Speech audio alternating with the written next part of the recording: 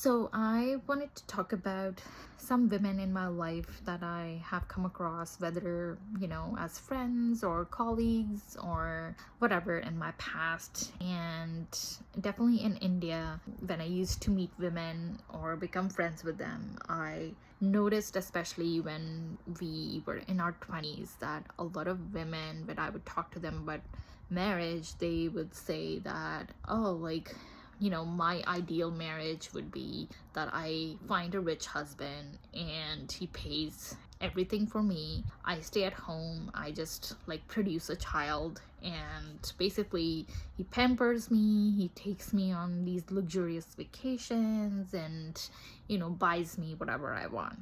And that was their ideal marriage.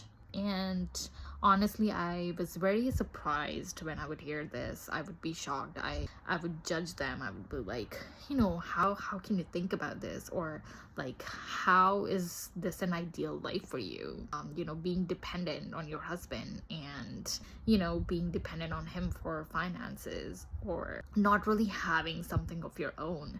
And that was because I was raised quite differently from other women. So I think that was one of the reasons. But I think later on, now I've realized why did they say those things, and why they had this mindset.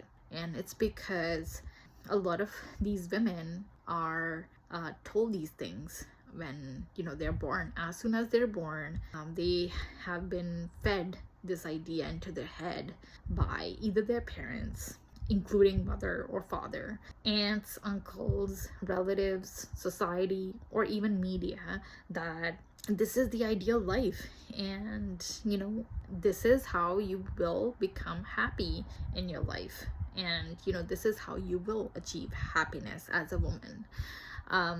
So yeah, even if it is a fairy tale, if you think about it practically, it sounds like a fairy tale that, oh, like, you're living this luxurious life. But we all know that's not the reality. But I think, at that age, when you're really young and maybe in your early 20s, you're naive. So you buy into this idea. And a lot of these women definitely do that. They buy into this idea that, oh, like, okay, this is what I'm supposed to do, and this is what will make me happy, and this is what will secure my future. So they go out and they try to find a rich husband, and then just try to have this life of luxury and no work and no career ambitions. And then either they don't find it, and they finally have to accept that, okay, this is not reality and this is just an illusion. Or even if you do find it, you do find like a rich guy to marry to, you will realize that it comes at a cost. It is not all bed of roses. No one will give you free money.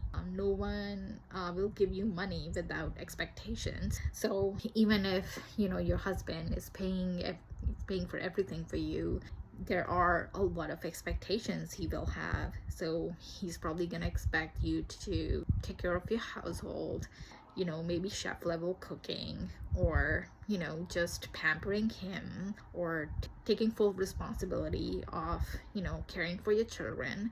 I don't think that's wrong, because he is the one who is doing the hard work, and you are expecting that, oh, like, okay, he can do all these things without any expectations. I think we finally need to stop feeding this idea into young women's heads that, oh, like, this is what you should do.